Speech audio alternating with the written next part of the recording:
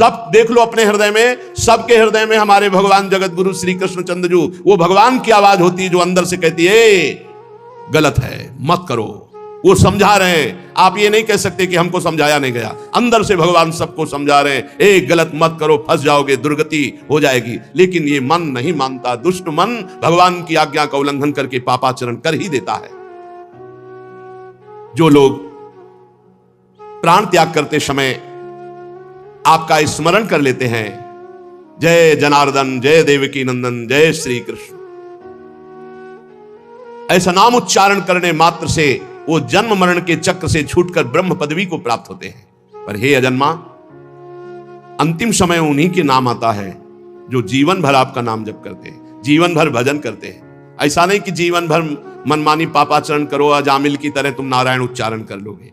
वो तो महिमा संतों की थी जो अजामिल को ऐसा सौभाग्य मिला।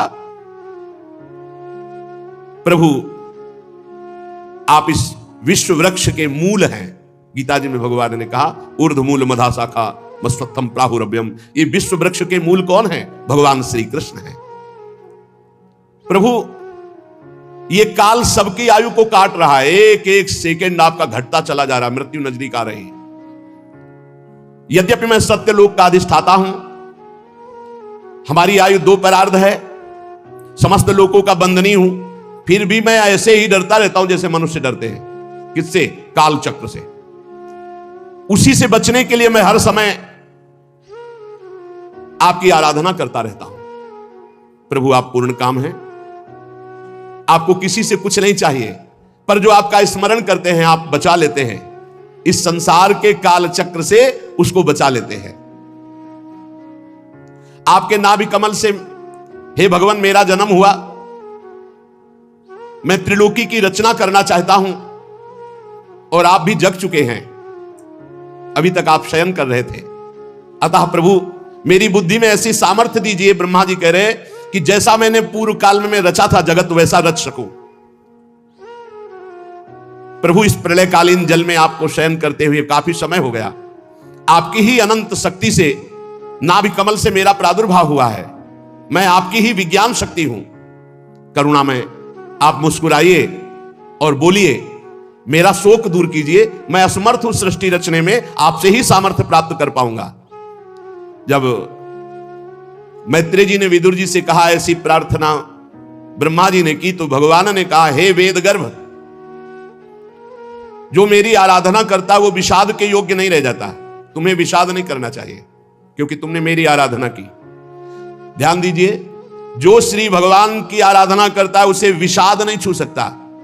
चिंता, शोक, डिप्रेशन, यही है विषाद। भगवत विमुख को यही प्रसाद मिलता है। चिंता, शोक, भय, उद्विग्नता, ये डूबा है, क्या होगा, ऐसा वैसा भारी प्रपंच। तुम मुझसे जो चाहते हो वो सब तुम्हें प्राप्त है, बस तुम्हें तप के द्वारा उसे जागृत करना है।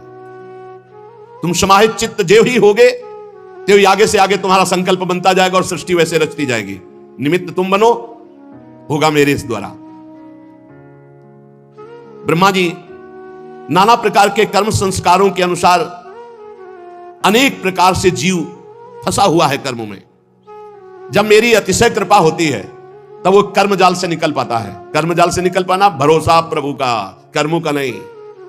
तुम सबसे बड़े मंत्र दृष्टा हो, तुम निरंतर मेरा भजन करते रहना तो सृष्टि में रजोगुण रूपी पाप तुम्हें बांध नहीं पाएगा।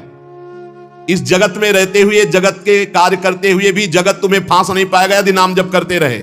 और भजन छूटा तो कह हनुमंत विपति प्रभु सोई, जब तो सुमिरन भजन न होई। बात पकड़ लो।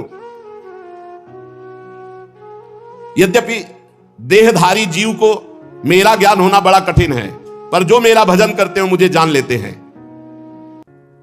मैं सबका आश्रय हूं, मेरा आश्रय कोई नहीं है। जो मेरी कथाओं को सुनते हैं, वैभवयुक्त कथाएं, महत्वशाली कथाएं, उनके हृदय में मेरा महत्तम जाग जाता है। फिर वो मेरी कृपा से मेरी निष्ठा को प्राप्त होते, भगवत निष्ठा को। तुम्हारा कल्याण हो, मैं तुमसे बहुत प्रसन्न हूं। इनके सिवा मैंने आपसे और जो जो बातें पूछी उन सब का क्रमशः वर्णन कीजिए। बहुत आनंद आ रहा है आपके श्रीमुख से भगवान की चर्चा सुनने में। श्री मैत्रेय जी ने कहा अजन्मा भगवान श्री हरि ने जैसा कहा था, ब्रह्मा जी ने अपने चित्त को भगवान में जोड़कर फिर 100 दिव्य वर्षों तक तपस्या की। 100 दिव्य वर्ष तपस्या से उनका महान तपोबल और ज्ञान बल दोनों बढ़ गया और उन्होंने जल के साथ वायु को पी लिया। जो जल में कमल में ब्रह्मा जी तो तपोबल से बढ़े हुए ज्ञान विज्ञान बल से संपूर्ण जल और वायु को पी लिया और फिर संकल्प किया। जे ही संकल्प किया तो 3 भाग में कमल बट गया, भूरलोक, भुवरलोक, स्वर्गलोक। जीवों के भोग स्थान के रूप में इन्हीं तीनों लोकों का शास्त्र में वर्णन, यही त्रिलोकी, वो कमल त्रिलोकी के रूप में बट गया जब जल और वायु को पी लिया। फिर महान महरलोक, तपलोक, जनलोक, इन 3 लोकों की रचना हुई। उसके ऊपर ब्रह्मलोक जहां ब्रह्मा जी विराजमान। विदुर जी, ये सब अद्भुत बात भगवान की शक्ति से संपन्न हुई। खेल खेल में अब ब्रह्मा जी सृष्टि रचने लगे, कोई उनको बल नहीं पड़ रहा, भगवान की कृपा से। जैसा भगवान में स्थित था जगत, वैसा ही वो प्रकट करने लगे। प्राकृत वैकित भेद से 10 प्रकार की सृष्टि प्रकट की ब्रह्मा जी ने। काल, द्रव्य और गुणों का ब्रह्मा जी के द्वारा जो संकल्प बना, तो काल, द्रव्य और गुणों का प्रभाव प्रकट हुआ, उससे महातत्व प्रकट हुआ। दूसरी सृष्टि अहंकार की, जिससे पंचभूत, ज्ञानेंद्रियां, कर्मेंद्रियां। तीसरी सृष्टि भूत सर्ग, पंचभूतों से बने हुए शब्द, स्पर्श, रूप, रस, गंध, तन्मात्रा, जितना शब्द है, स्पर्श है, रूप है, रस है, गंध है, ये तीसरी सृष्टि। इंद्रियां, ज्ञानेंद्रियां, कर्मेंद्रियां, क्रिया शक्ति प्रधान, चौथी सृष्टि प्रकट की। 5वीं सृष्टि सात्विक अहंकार से उत्पन्न हुए इंद्रियों के अधिष्ठात्र देवताओं की और इसी के साथ मन की भी सृष्टि की। 6वीं सृष्टि अविद्या की, यही बांधती संपूर्ण जीवों को। तामिस्त्र, अंध, तामिस्त्र, तम, मोह, महामोह, ये 5 गांठें अविद्या की है। ये जीवों की बुद्धि में बैठी रहती है अविद्या। ये आवरण विक्षेप करके जीव को भगवान की तरफ जाने से रोकती है, माया में लगाती है। 6 प्रकार की सृष्टियां, ये वैकृत सृष्टि है। ब्रह्मा जी ने रजोगुण को स्वीकार करके 7वीं प्रधान वैकृत सृष्टि स्थावर की, स्थावर वृक्षों की। फिर औषधि, जो बिना किसी का आश्रय लेकर बढ़ती, जैसे ब्राह्मी, गिलोया आदि विविध प्रकार की औषधियां। वनस्पति में धान, गेहूं, जौ, चना, विविध प्रकार के अन्न भी आते हैं। जिनकी छाल बहुत कठोर होती है, त्वक्षार, बीरुद, जो लता भूमि में फैलती, खरबूजा, तरबूजा आदि, ये ऊपर नहीं चढ़ सकती। द्रुम, जैसे आम, जामुन, पीपल आदि, ये बड़े बड़े वृक्ष, इन्हें द्रुम कहा गया है। तो वनस्पति, औषधि, लता, त्वक्षार, बीरुद, द्रुम, ये 6वीं स्थावर वृक्षों की रचना ब्रह्मा जी ने की। इसमें असंख्यों प्रकार के, जैसे पेड़ तो बहुत प्रकार के पेड़, वनस्पति तो बहुत प्रकार के, औषधि बहुत प्रकार की, अन्न बहुत प्रकार का, लता बहुत प्रकार का, ऐसे ये तो उदाहरण में 1-2 बताए गए। इन वृक्षों में ज्ञान शक्ति नहीं होती, पर स्पर्श शक्ति होती है। जैसे आप कुल्हाड़ मारोगे तो जैसे हमें कुल्हाड़ में लगेगा, ऐसे वृक्षों को लगेगा। कहीं भी किसी भी वृक्ष को काटने का अधिकार ऐसे नहीं है। जब किसी भागवतिक कार्य के लिए प्रयोग में आना होता है, तो जो डाल सूख रही है उसका, या फिर जैसे हमने गुरुजनों को देखा है कि श्री जी के लिए, झूला के लिए कुछ हमें पत्र पुष्प आपसे चाहिए, हे लता जी आप प्रदान करो, फिर टहनियां लेकर झूले के श्रृंगार में। जो जितने वृक्ष हैं, इनमें ज्ञान शक्ति नहीं होती, पर स्पर्श शक्ति होती। जैसे आप इनको काटोगे तो वैसे ही पीड़ा होगी जैसे मनुष्य को होती है। ये भीतर ही भीतर केवल स्पर्श का अनुभव करते हैं। 8वीं सृष्टि पशु पक्षियों की, तिर्यक योनियों की। ये 28 प्रकार के, एक एक प्रकार में लाखों लाखों प्रकार के हैं पशु पक्षियों की। 28 मूल हैं और एक एक प्रकार में लाखों, मतलब पक्षी तो लाखों प्रकार के पक्षी है। अरे पूरी सृष्टि में कौन जाने। इन्हें काल का ज्ञान नहीं होता। इनके अंदर तमोगुण की अधिकता होने के कारण केवल खाना पीना और मैथुन करना और सोना, बस इतना ही आता है। खाना पीना, सोना, मैथुन करना और इनको जो ज्ञान होता है वो सूंघने से होता है, जैसे वृक्षों को त्वचा से। इनकी घ्राण शक्ति बहुत जोर की होती है पशु पक्षियों की। अब देखो पता नहीं कहां से एक चीनी का दाना डाल तो कहां से चींटी आ जाएगी, उसकी घ्राण शक्ति इतनी प्रबल है, उसको बिना किसी सूचना के सूचना मिल जाएगी वहां के। इनके हृदय में ना विचार शक्ति होती, ना दूरदर्शिता होती है, केवल खाना पीना, मैथुन करना, सोना और सूंघने से वस्तुओं का ज्ञान होता है। इन तिर्यक योनियों में, पशु पक्षियों में कुछ द्विशप कहलाते हैं, जैसे गौ, बकरा, भैंसा, कृष्ण मृग, सुअर, नीलगाय, रुरु नामक मृग, भेड़, ऊंट, ये 2 खुरों वाले पशु कहलाते हैं। नीचे से इनके खुर के 2 भाग होंगे, द्विशप कहलाते हैं। गधा, घोड़ा, खच्चर, गौर मृग, सरप, चमरी, ये एक शफ, एक खुर वाले, पूरा एक खुर होगा, टॉप इनकी एक खुर वाली होगी। और कुछ 5 नखों वाले, कुत्ता, गीदड़, भेड़िया, बाघ, बिलाव, खरगोश, शाही, सिंह, बंदर, हाथी, कछुआ, गो, मगर, ये 5, कुछ 2, कुछ 1, कुछ 5। कंक, बगुला, गिद्ध, बटेर, बाज, भास, भल्लूक, मोर, हंस, सारस, चकवा, कौवा, उल्लू आदि उड़ने वाले ये जीव पक्षी कहलाते हैं। ये सब संकल्प से हो गए, किसी कारीगर की जरूरत नहीं। पर 84 लाख योनियों में 83,99,999 योनियां ये दशई के अंतर्गत आती। ब्रह्मा जी ने संकल्प किया, सृष्टि हो गई, नवी सृष्टि हुई ये मनुष्यों की। ये एक प्रकार की होती है, इसमें नहीं होते कि एक शब्द, द्विशब्द या 5 पंजा वाले, ये एक प्रकार। इनका आहार ऊपर से जाता है, ये रजोगुण प्रधान है। साधना से सतोगुण एकत्रित कर सकते हैं, नहीं रजोगुण प्रधान और कुसंग मिल जाए तो तमोगुण हो जाए, राक्षसी प्रवृत्ति। ये कर्म परायण होते हैं और ये दुखई जीवन भर भोगते हैं यदि भजन न करे तो। रचना ही है मनुष्य होने की ऐसी, ये दुखई को सुख समझते हैं। स्थावर, पशु, पक्षी, मनुष्य, ये तीनों प्रकार की सृष्टियां ब्रह्मा जी ने रची। मनुष्यों में जब रचना हुई तो सबसे पहली रचना सनक, सनंदन, सनातन, सनत कुमार जी की हुई। फिर देवता, पितर, असुर, गंधर्व, राक्षस, अप्सरा, यक्ष, सिद्ध, चारण, विद्याधर, भूत, प्रेत, पिशाच, किन्नर, किंपुरुष, अश्वमुख, ये देव सृष्टि ब्रह्मा जी ने प्रकट की। ब्रह्मा जी अम्मा है, ब्रह्मा जी पिता है, संकल्प करते जा रहे हैं, सब सृष्टि पैदा होती चली जा रही है। 10 प्रकार की ऐसी ब्रह्मा जी ने सृष्टि की। भगवान सत्य संकल्प हरि ही ब्रह्मा जी हैं। जैसा जैसा संकल्प करते जाते हैं वैसी वैसी सृष्टि रचना होती जा रही है। इसके सुनने मात्र से पाप नष्ट होते हैं। श्री मैत्रेय जी कहते हैं, विदुर जी, पृथ्वी का आदि कार्य वर्ग सबसे पहला अंश जो है उसे अणु कहते हैं। अणु सबसे पहला पृथ्वी का, जिसे सूक्ष्मदर्शी से भी नहीं देखा जा सकता, बड़ा सूक्ष्म परमाणु। परमाणु जब परस्पर मिलते हैं तब एक अवयवी की प्रतीत होती है। बड़ा सूक्ष्मतम अंश ये महान है। इसीलिए भगवान को कहा गया है अणुअणियान महतो मह्यान। छोटे में सबसे छोटा, अणु से भी छोटे भगवान, और महान में सबसे बड़े विराट भगवान। जब 2 परमाणु मिलते हैं तब एक अणु होता है, इतना छोटा है। पृथ्वी का सबसे पहला अंश परमाणु।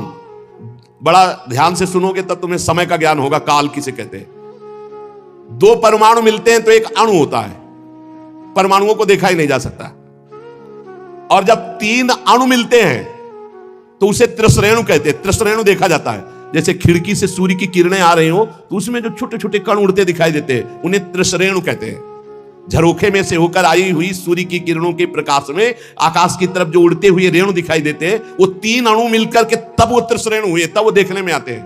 परमाणु को तो देखा ही नहीं जा सकता। ऐसे 3 त्रिश्रेणुओं को पार करने में जो सूर्य को समय लगता है उसे त्रुटि कहते हैं।